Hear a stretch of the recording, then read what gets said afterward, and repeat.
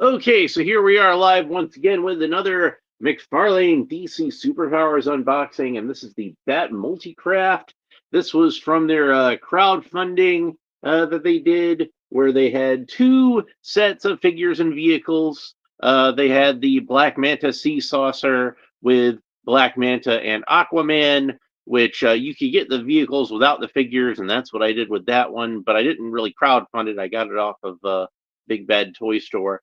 But what I did crowdfund because I absolutely knew I needed this one was the Bat Multicraft, and I went ahead and got the two figures with that one because I really wanted to have that Batman, and there was also Robin. So let's go ahead and talk about this. We got the illustration on the front, as usual, is it's like a photograph of the toy that they kind of altered to look like a drawing. There's the side of the packaging. It's identical on both sides. That's what the top of the packaging looks like. Here's the back where it shows some of the features of the vehicle. Seats two figures. Press to open cockpit. I'm guessing that means the bat symbol on the side. And press tail to activate rockets. So the Bat Multicraft was a vehicle that was on the Super Friends cartoon show, and I thought this was kind of an odd thing to do for a crowdfunding because it seems like to me like if you were going to be able to get a vehicle on the shelf, you were going to be able to get a Batman vehicle on the shelf. Like he's like probably the best selling figure in the whole line when it comes to action figures. He usually is, and it's usually easy to sell Batman vehicles and accessories and things like that. So I thought it was kind of a weird thing to crowdfund. Like Black Manta Sea Saucer makes sense to me. That's something that's a little more niche. That's a villain vehicle, but the a Batman vehicle. But I knew I needed the Bat Multicraft because as I looked at my collection of superpowers Batman vehicles, both past and present, like I have, the original right here, the original Superpowers Batmobile, and I've got my Iron Winch Batman sitting in it for nostalgia's sake. Uh, got the original Batmobile, got Mcfarlane's Batmobile, and then of course Mcfarlane has done the Batwing and the Whirly Bat. So so yeah, I've got land vehicles, I got air vehicles. Didn't have a sea vehicle, and this is the closest that McFarlane's done to a bat boat so far. On the cartoon, you might remember that the Bat Multicraft not only could go underwater, but it could fly. It's a multi-craft, but to me, it's mainly going to get used as a bat sub. That's what it's going to be in my mind. So let's go ahead and open it up, and we can have a look at this thing.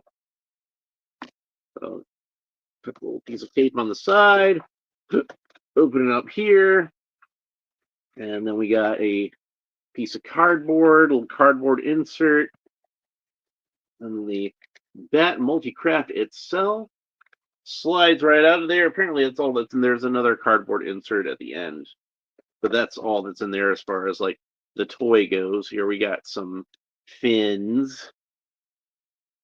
We'll get on that in a second. And then rubber bands around the baggie.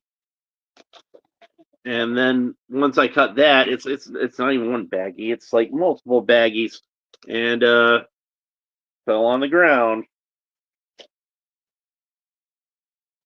All right, so we got these two pontoons, these two wings. They're each in their individual baggies. Let's go ahead and get the main body of the vehicle out before we do anything else. I'll just cut through this tape. That seems like that'll be the easiest thing to do. There we go. And here is the main body of the vehicle, and we can see that the canopy is already popped open when we've got it opened up. And it's not the emblem that you press on there because those are both just kind of glued on there. So what is it that we press? Is it the front of it? No, that seems pretty solid. So one of these things on the side? No, those are just stickers. Is it this thing on the bottom? Is there's a thing on the bottom? Or is that what pops out the jets? I don't know. I'm confused. says press tail to activate the jets, so I guess it's not that. Press to open cockpit. What do I press to open the cockpit? It just says press to open cockpit. See, this looks like it's some kind of lever or something, but it doesn't seem to want to. Is that what does it? I can pull it open fairly easily. Is mine defective?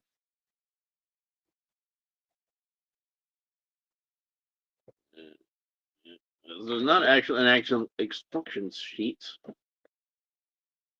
So I guess I just got to kind of pull it open when press the cockpit itself, maybe? No. I'm having a hard time with that. So there is this thing on the bottom. It doesn't really seem to do anything. So I'm guessing that's what's supposed to open the canopy, and it's just not opening very well. Oh, well, let's go ahead and get to the assembly of this vehicle. So we got these two fins in this bag, and they attach together to make one fin because, you know, it's got the kind of T fin at the top.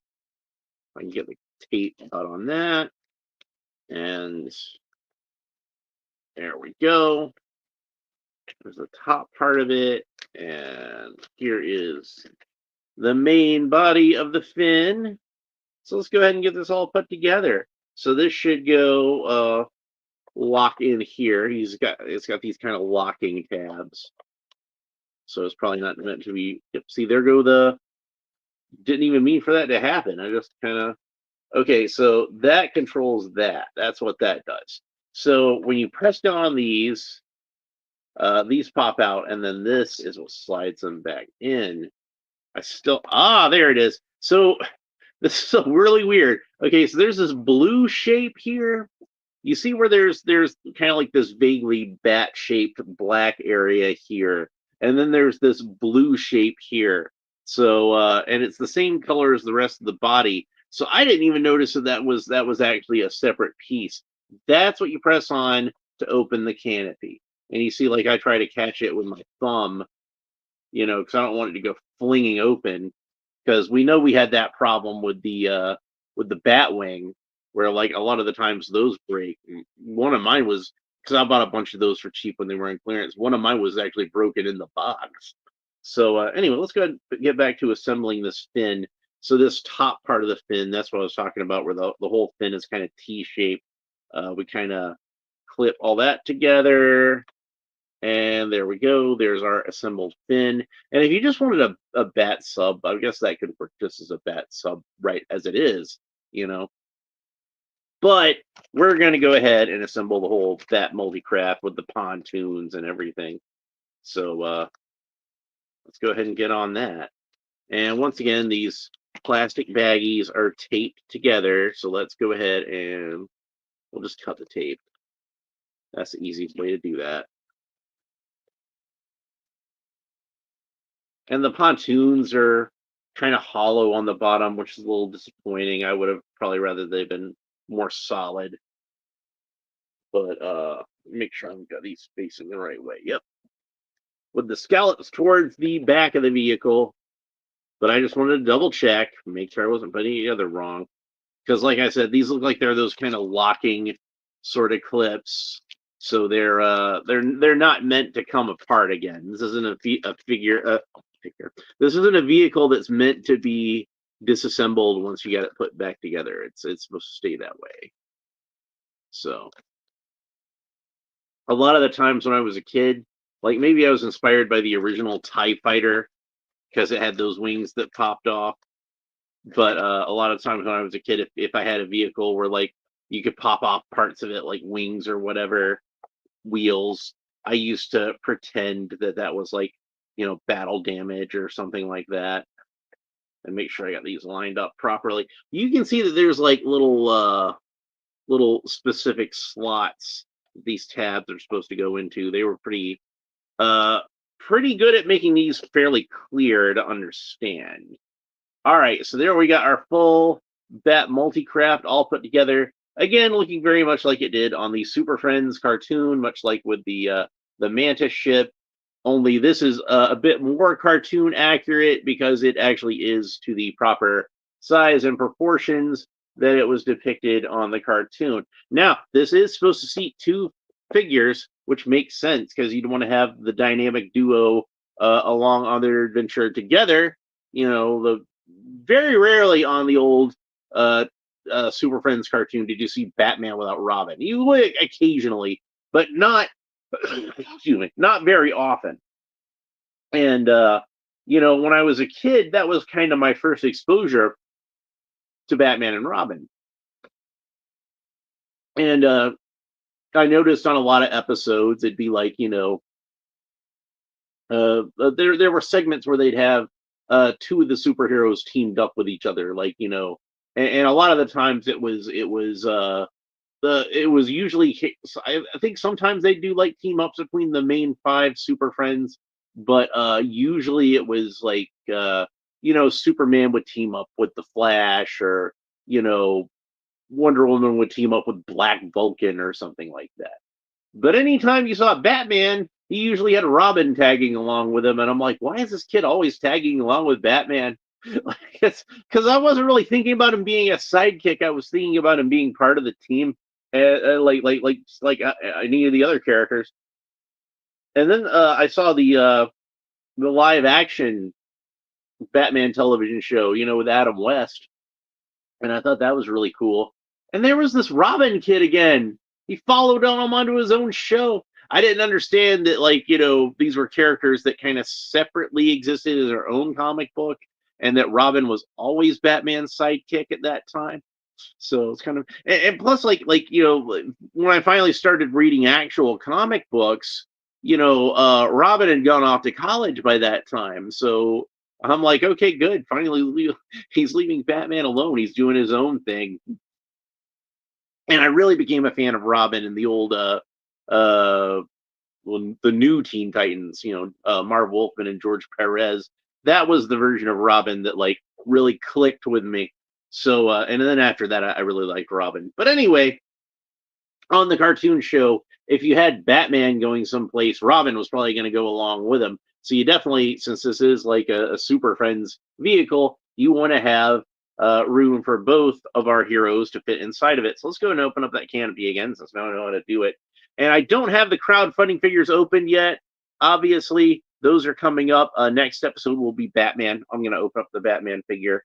But for now, since we do have figures in that scale, let's go ahead and use those. So like I said before, I had Iron Winch Batman already sitting in my Batmobile. So this is one of my favorite Batman action figures from back in the day, where you know they basically took the Michael Keaton Batman figure and they had him colored in blue and gray. So I thought he looked really cool. And I usually, like I said, have him sitting in that Batmobile. But since we have him handy, we can put him into the Bat Multicraft. So we'll go ahead and get him in a seating position. There we go. And go ahead and slide him into the driver's seat. And then I'm going to lean the figure back slightly from what I had him before, because he does lean back slightly in that seat. And you can see he fits in there very nicely. Of course, the Dark Knight collection figures, the later Batman Return figures, those were based off of the sculpt of the original Superpowers Batman. They just kind of altered it slightly. So if he fits in there, Superpowers Batman figure is obviously going to fit in there. And I don't have, like I said, the crowdfunding Robin opened up, but I do have this guy here, the original vintage Kenner Superpowers Robin. So let's go ahead and put him in the back seat. And man, is that a roomy back seat. He's going to slide all over the place in that. I don't normally complain about he's I don't know if you can see that very well, but he'll slide all over the place in there. But yeah, like they probably should have made that a little tighter so that the figure wouldn't slide around so much. And I guess maybe they wanted to give it a large back seat in case you wanted to put a taller figure than Robin in there. Maybe you want to have Martian Manhunter or somebody tag along with Batman. I don't think Lobo would fit we're definitely going to discuss logo once that figure comes up. But yeah, so that's what they look like when they're both seated inside. At least a Batman and Robin, if not the Batman and Robin that are supposed to come with this set. But yeah, you get the idea. So let's go ahead and close the canopy, and you can see that it does have that orange kind of tinge to the cockpit that's typical of superpowers Batman vehicles, going all the way back to the original, the vintage Batmobile. You can see that that one had orange windshields to it. The coloring, of course, is very similar. Like, it might have been identical if not for the fact, I don't know, like, this is an older toy, so like the blue might have got a little more dingy on here, but you can see the Mcfarlane blue is a bit more vibrant. So, but I don't know if that's just because of like age on this figure has cast a little bit of dinge on this vehicle. I don't know why I keep saying figure, but age has kind of maybe cast a little bit of dinginess on this toy. Maybe it's got a little bit of yellow to it. But I mean, we are talking about what at this point is an over 40-year-old toy. So like, if it's aged a little bit, that's understandable. I've certainly aged a little bit in the years since I first acquired my superpowers Batmobile. So yeah, McFarlane has definitely done right by Batman as far as vehicles in this superpowers line go. But one thing that kind of disappoints me is that we never got a Batcave playset. And I maybe he's got a surprise coming up for us. I don't know, but it seems to me like with the line winding down, it's gonna. I think at the end of summer of 2026. So we've got like maybe about a year left on McFarlane Superpowers. Maybe he might surprise us. I don't know, but it seems unlikely to me at this point.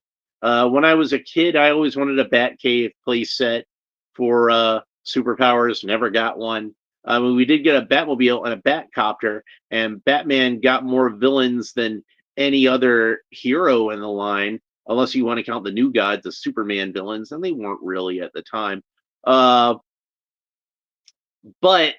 we never got a Batcave, and that kind of disappointed me.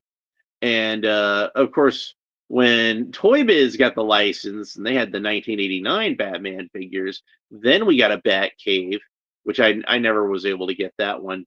And then Kenner, when they finally got the license back, did the awesome Wayne Manor Batcave compound playset, called various things at various points in the history of the line, but where you had a lot of environments built into that, like the Batcave and Wayne Manor and Axis Chemicals. They reskinned it to be various villain hideouts. Like in Batman Returns, I think it was supposed to be Arctic World, and in Batman Forever, it was supposed to be Claw Island. But the original version, as it was designed, it was supposed to be Axis Chemicals. They just never released an actual 1989 version. There was never a Dark Knight Collection version of it. They skipped right to the Batman Returns version. But yeah, the Batman animated series one is the one of those that I have, and that's my personal favorite anyway of any of the Wayne Manor Batcave compounds. But yeah, I would have liked it if McFarlane had given us a Batcave playset. That would have been cool. But they did definitely do right by Batman as far as the vehicles go. We had a McFarlane Batmobile. We had the Batwing, which is probably still my favorite of all the McFarlane vehicles. I'm pretty sure that's the same plastic they used on the canopy. It would make sense, wouldn't it? The Whirly Bat was a little disappointing to me because he doesn't really stay in the seat very well. But it's nice that they gave us a Whirly Bat. I'll give them that. But yeah, the Batwing was awesome. The Batmobile was cool, and this is really cool too. And like I said, I don't know why they did this as a crowdfunding. I think they probably could have put this on store shelves and it would have sold. But I don't know what the behind the scenes goings on are over there. It might have been the sort of thing where just stores weren't interested in stocking any more vehicles. I know most of them did wind up going on clearance at some point, but it's a really cool looking vehicle. I'm glad to finally have an aquatic vehicle for my superpowers Batman. So that's definitely something that I'm happy to have. And of course, it can fly through the air if you want to do that. So anyway, that's it for the Bat Multicraft. I hope you enjoyed this episode. If you did, please make sure that you like and subscribe and all the fun YouTube stuff down below. Leave a comment. Let me know what you think about the Bat Multicraft, and any memories you might have of seeing this on the Super Friends cartoon will be fun. And even if you're not a fan of the Super Friends cartoon, I think it fits in well enough with the standard superpowers Batman vehicles. It's definitely one that's worth picking up if you get the chance. Anyway, that's it for this episode. Hope you enjoyed it. We will talk to you next time. We'll be opening up the Super Friends Batman, the crowdfunding figure. So make sure you like and subscribe, all that fun YouTube stuff down below. We'll talk to you next time. Bye.